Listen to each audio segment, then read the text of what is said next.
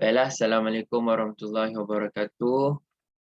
Selamat bertemu semula kita dalam kelas matematik bersama saya Cikgu Zamri. Okey, kita akan sambung kita punya pembelajaran pada minggu lepas iaitu dalam tajuk lukisan berskala bab 4. Okey, kita dah sentuh 4.1 iaitu kita belajar antara panjang sebenar dan juga dengan lukisan berskala. Okey, hari ini kita akan masuk tentang skala. Apa yang dimaksudkan dengan skala? Okey, apa yang boleh saya kata skala ni macam dekat pembaris. Okey, awak tengok pembaris ada panjang daripada 1 cm sampai ke 15 cm untuk panjang pembaris biasa. Okey, cm itu adalah unit bagi skala panjang suatu objek. Maknanya contohnya panjang sebuah handphone adalah 10 cm. Jadinya kalau saya mintakan lukiskan imej yang berskala 1:2. Okey. Macam mana imej handphone tu daripada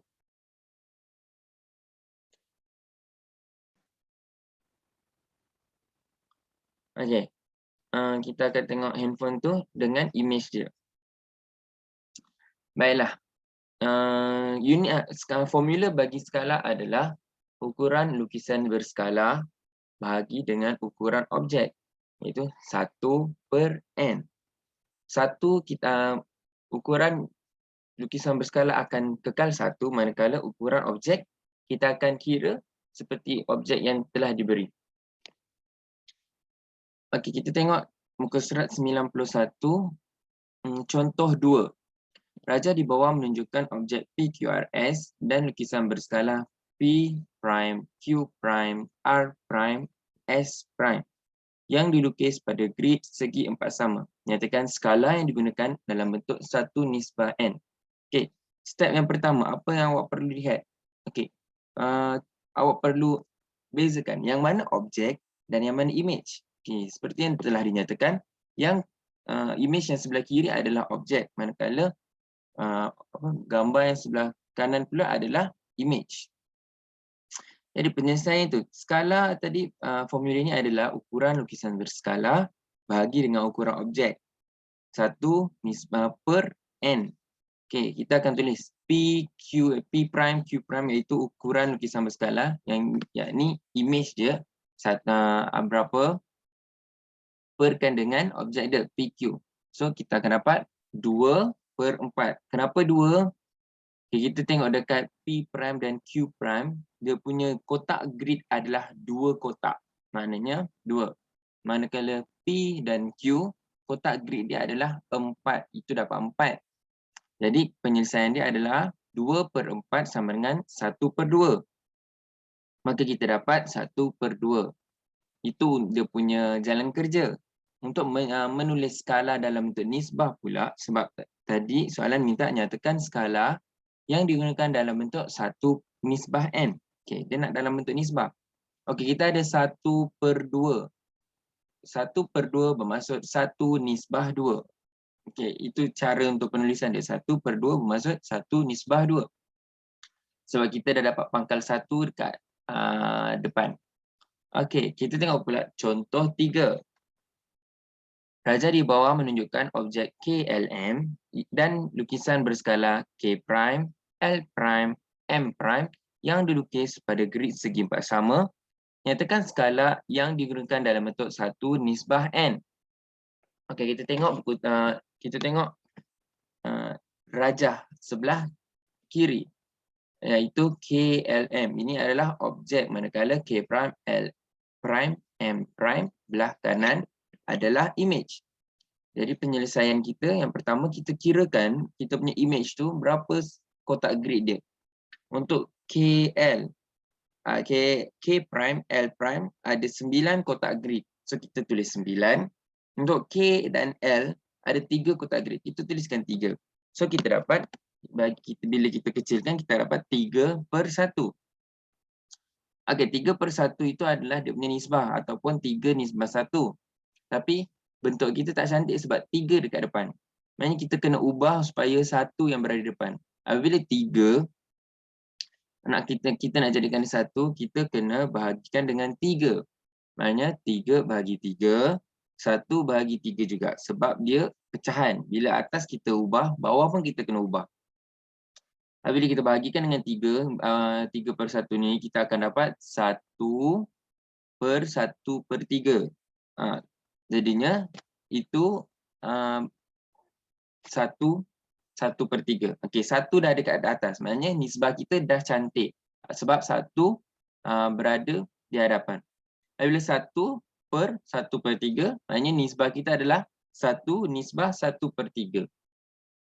Itu untuk kita ubahkan bahagian depan kita berskala 1.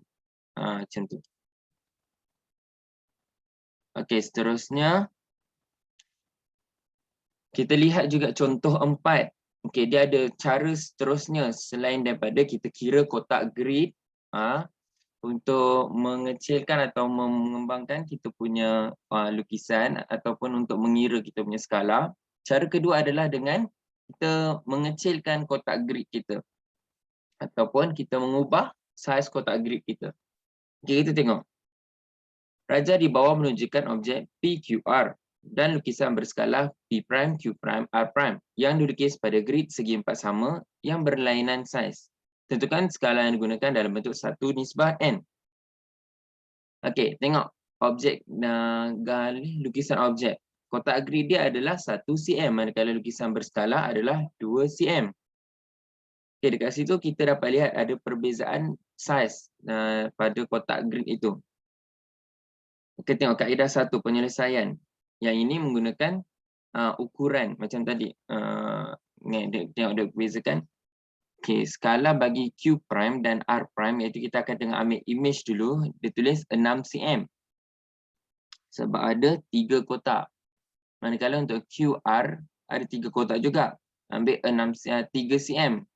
So kita dapat skala 21. Tapi 2 tak cantik kat depan. Kita kena pastikan yang atas adalah 1. So 2 bahagi 2 dapat 1. 1 bahagi 2 dapat 1/2. Jadi nisbahnya adalah 1 nisbah 1/2. Okey, kaedah kedua adalah kita gunakan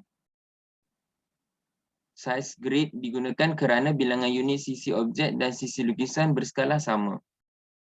Okey, kita nak skala. Kita ambil saiz grid dia. Sebab kadang-kadang gambar lukisan boleh pelbagai lukisan. Ini peta ada garis tegak kita boleh kira. Kalau dia letak kita gambar bola, gambar bola kita dah tak boleh nak kira dah sebab bola bulatan tak ada ukuran yang tetap. Kita kita tak tahu berapa kotak dia penuh. Macam itulah. So kalau macam tu kita kecilkan kotak grid kita. Okey, kita ambil skala untuk kotak grid. Okey, skala pertama 2 cm image kita. Skala objek kita 1 cm. Kita dapat 2 nisbah 1 juga. Tak cantik 2 kat depan. Kita kecilkan, kita bahagi 2. Dapatlah 1 nisbah 1/2. Jawapannya sama sahaja. Itu kaedah kedua untuk kita tahu kira skala lukisan berskala kita. Sama juga macam contoh 5, contoh 6, contoh 7. Contoh 8 pun sama. Okey. Kita tengok uji minda ni. Tentukan skala yang digunakan untuk setiap lukisan berskala di bawah dalam bentuk 1 nisbah N. Okey, kita tengok. Sambil-sambil kita jawab ni, saya nak awak semua salin dalam buku latihan matematik untuk soal uji minda 4.1b, soalan nombor 1 ni. Kita tengok objek yang pertama ni. Berapa ni dia punya grid? 1, 2, 3, 4. 4 grid untuk objek. Manakala image dia adalah 1, 2, 3, 4, 5, 6, 7, 8. So, objek 4, lukisan berskala 8. Kita akan masukkan dalam formula iaitu 8/4. Kita dapat 8/4. Bila kita bahagi dapat 2/1.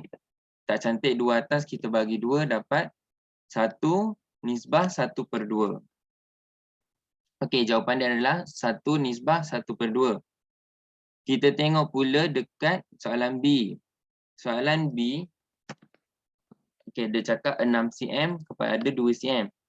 Maknanya 2 cm atas, 6 cm bawah. Sebab imej atas, bawah adalah objek. Itu untuk kira skala. Okey, 2/6 sama dengan 1/3. Maknanya kita dapat skala dia adalah 1/3. Itu untuk jawapan B. Soalan C.